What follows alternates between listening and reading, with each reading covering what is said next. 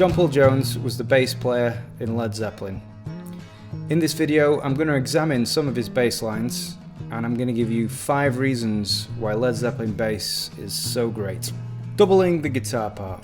Let's start with something simple. As bass players, sometimes we want to stand apart from the guitarist and play our own unique part. But sometimes the right thing to do is to double the guitar part. John Paul Jones knew this, and you can hear it to good effect in the Wonton song.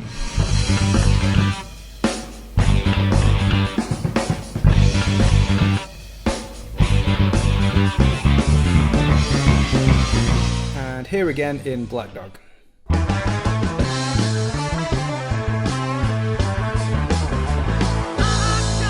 Riff-heavy bands such as Metallica, Rage Against the Machine, and more recently Greta Van Fleet have all been directly influenced by Led Zeppelin, and they use this method to good effect.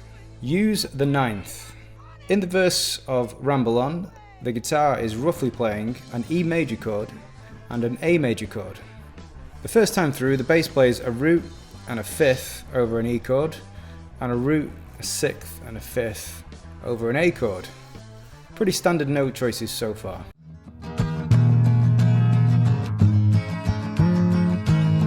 So the second time through, he plays a root, a third, a second, and then back to the root over the E chord, and then a third, a second, and a root over the A chord, with a little flourish to conclude the phrase.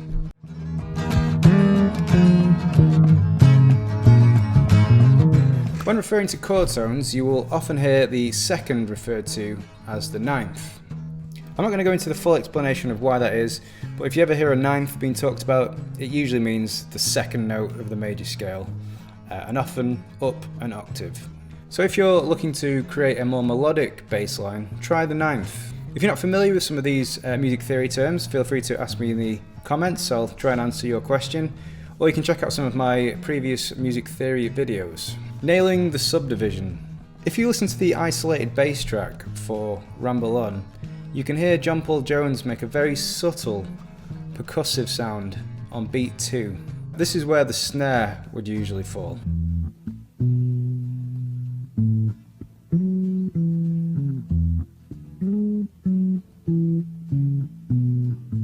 So this could be a hit against the strings with the hand, or it could be a percussive mute. It's hard to say, but it gives insight into the way he is feeling the pulse. A lot of the notes in this line are played off the beat, but they're played very accurately. It's very common to hear bass players rush this type of syncopated note. So when you hear it done well, it's a sign of a pro.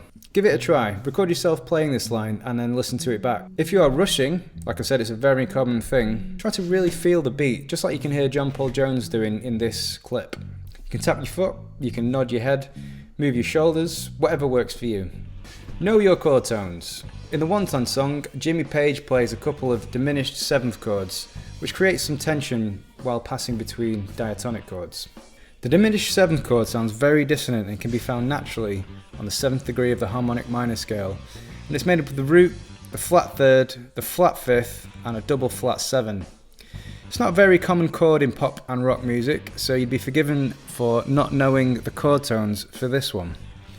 An easy choice would have been just to play the root, but as John Paul Jones was a legit trained musician, he outlines the full chord.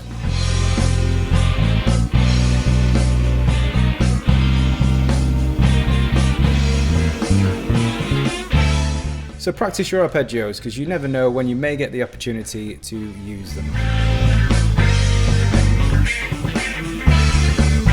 So this one's more of a compositional technique than specifically about the bass, but as it was John Paul Jones who wrote Black Dog, I'd like to include it in this video. So this song is full of time signature changes and free time sections. The part that I'd like to discuss is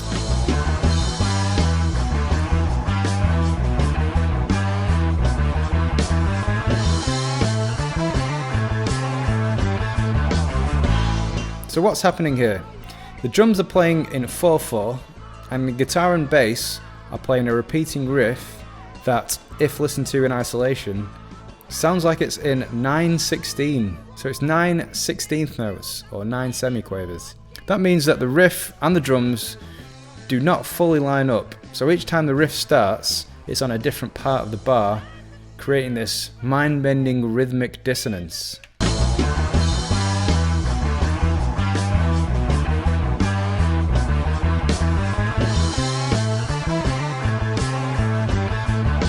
I think it's fair to say that this is a very sophisticated technique for a mainstream rock band at the time. Some other examples of this are Bleed by Meshuggah.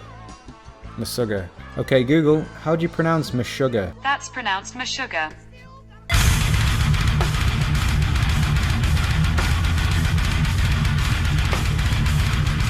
Animals by Talking Heads. I'm mad, that's a fact.